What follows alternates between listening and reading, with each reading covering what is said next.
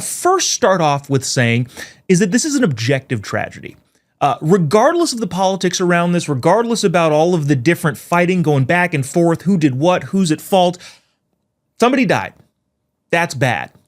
The John Donne poem comes to mind, that no man is an island unto himself.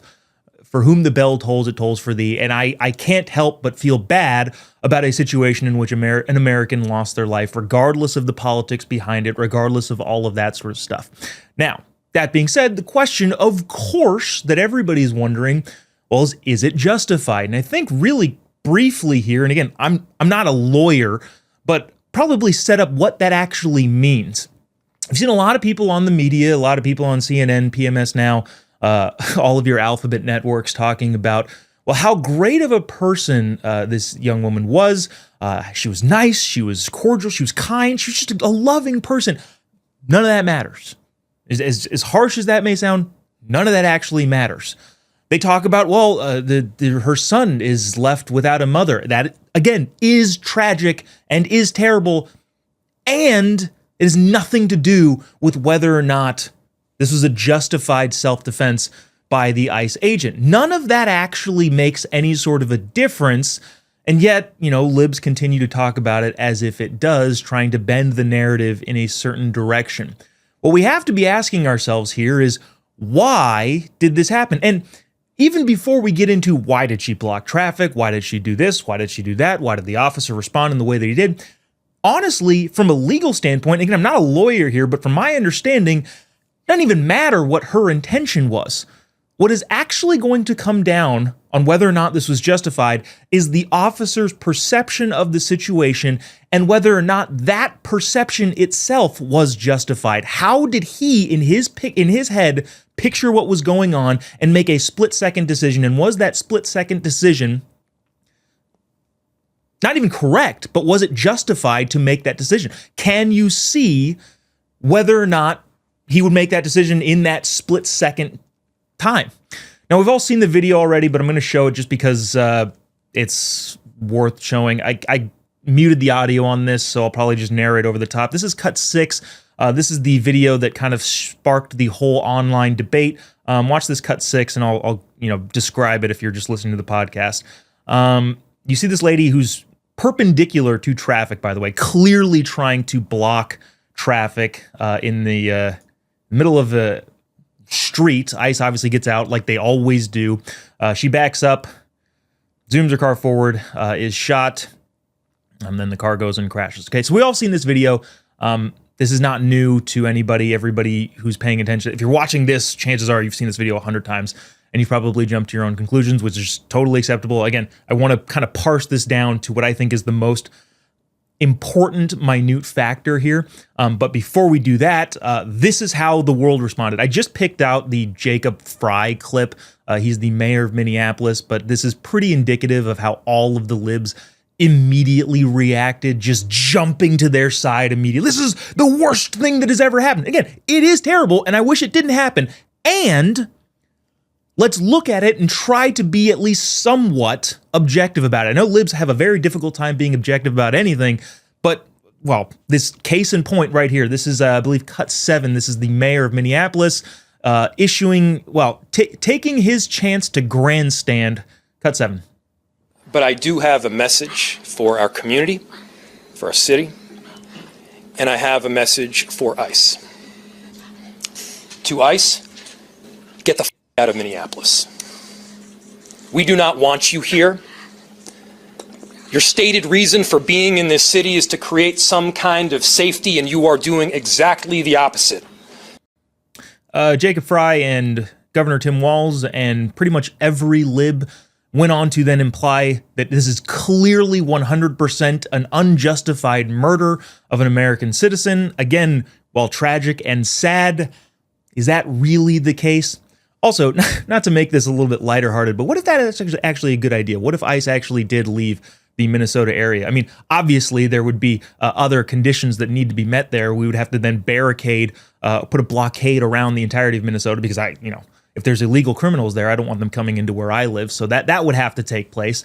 But maybe the entire federal government should withdraw all of their support from the state of Minnesota. Different conversation for a different time, but I'm not entirely sure if the mayor exactly knew what he was really saying there, because a lot of other conditions would have to take place for that to happen. Now, immediately after that, not super immediately, but about an hour after that, yesterday, another angle came out. This is that angle right here. I believe this is cut 8. Again, I muted it to kind of spare you all the theatrics of all the audio going on. But this is, you can see clearly the officer is hit with the front of the vehicle and then fires his firearm into the vehicle. And obviously people came to conclusions based off of that. Now, here's the thing that I think is the most compelling piece to me in regards to finding out whether or not the officer's perception of the situation is justified. I happen to think it is. I'm not going to bury the lead here, but this is why I think that. Obviously, somebody comes in perpendicular along the street. Obviously, they're trying to block ICE vehicles from getting to wherever it is. Obviously, they're obstructing an investigation or travel from a night. Obviously, all of these things are happening. The question of whether or not is it justifiable to defend himself is pretty indicative of, I believe, this particular clip. This is a tire. These are zoomed in from the first shot, the tires on the ice. Now, we're probably going to play this a couple times, but I want you to watch the tires spinning. No pun intended here, but ice is involved in this. Because the streets of Minnesota are icy, the tires start spinning in this lady's car before she turns. And the officer doesn't even know that. But I want you to watch this clip very closely. We'll probably play it a couple times. This is cut 9. Very zoomed in, very slowed down, so you can see the angle of the tires when they start to spin. Check this out. Backs up, puts the car in drive, and then the tires start spinning immediately there.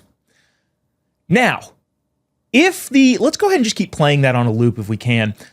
If the tires caught traction with the road at the angle that they were pointed at, that ICE agent would have been hit, possibly killed. That's just the reality of the angle of the wheels. It is only because it's frozen terrain in Minneapolis that this ICE agent wasn't just run over by the car, because the angle of the tires are such that we'll zoom out here too. Actually, pull up graphic 1 here, because this is the exact frame where the tires start to spin forward. As you can see, the ICE officer that took the shot was immediately in front of the car. If it were not icy, and I please excuse the pun, I'm not trying to make light of this situation, but this is just it. ICE was saved by ice, effectively.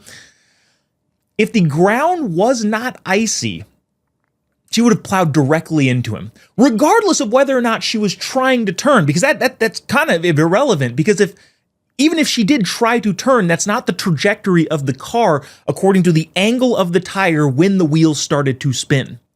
If there wasn't ice on the ground, literal ice, if there was not ice literally frozen on the street, the tires would have caught traction, she would have plowed into that guy, regardless of if she was trying to turn the wheels later. So then that comes back to the question, the legal justification. What did the officer perceive, and is that perception justified? Okay, now think of the position of the officer. Well, he's standing in front of a weapon, effectively, and she gasses it. He can't see the angle of the tires. All he knows is that he's right in front of a car, and the engines rev up. The RPMs rev up. He hears the engines. He can't see the tires. What else is he supposed to do? Honest to God, I don't. What else is he supposed to do other than neutralize the threat? I don't know. Now, there are people on the internet saying, well, he could have jumped out of the way. Okay, same traction issue. What if he slips? What if he can't get out of the way in time? What if? All that we're seeking to find here from a legal standpoint, again, not a lawyer, not an attorney. I'm not pretending to be the definitive de facto opinion here. However, if the question, legally speaking, is the perception that that officer had justified, it kind of seems like it was. That's not minimizing the tragedy of the situation. That's not trying to say that it's a good thing, because this is bad. Nobody wants to see this sort of thing happen, regardless of your political leanings. And it would appear, by the icy tires spinning around and the trajectory of the car and the engine revving up and the guy standing right in front of it, it kind of seems like the perception of danger that that officer may have felt would be justified. Now, of course, the libs didn't react to this well at all. They took to the internet and started saying some crazy things, as they often do. And you know, I mean, this is probably indicative of the culture that, you know, bigger mainstream libs have created.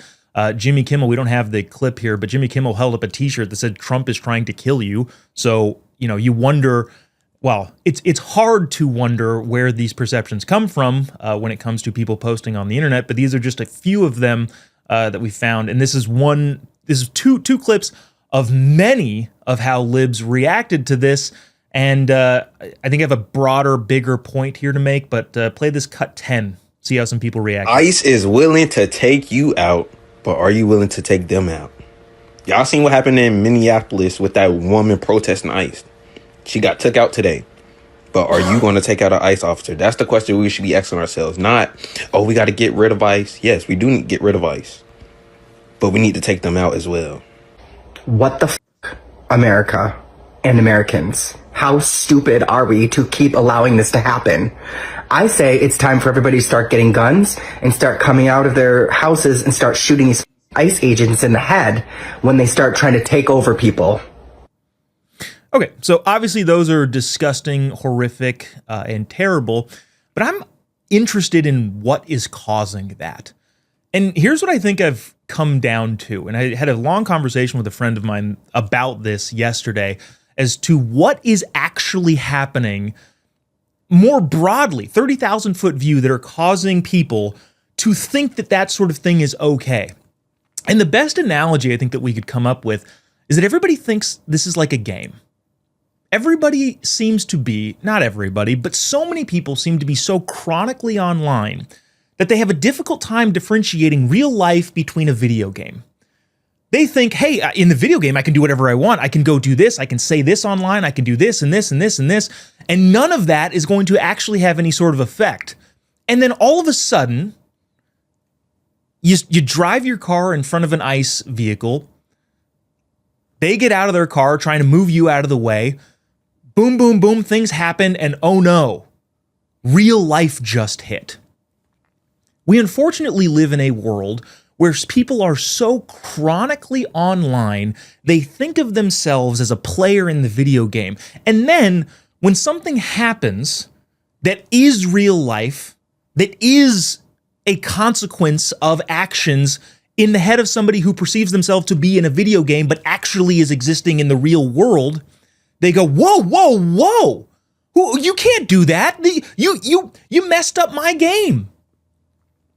That's effectively what it is. They have this idea that nothing bad will ever happen, even if you put yourself in a terrible situation. Again, I want to reiterate, very tragic situation. Nobody wants to see that happen. And if you fail to remember that real life is real life, physical violence is actually physical violence, guess what? There are going to be consequences to that. That's the way, it's the perspective that we have of this chronically online culture that thinks, yeah, I can go smash windows and berate cops and throw things, because that's what I do in the video game, and so that should be fine here. I can rev up my engine and make an officer think I'm going right for him, and maybe she was going. We don't know, and it doesn't really matter. What matters here is that people, for whatever reason, think that nothing that they do in the physical real world has any actionable consequences. And unfortunately, it does. Now, when you see this video, when you see all the fallout going on online, there's this, I don't know, there's this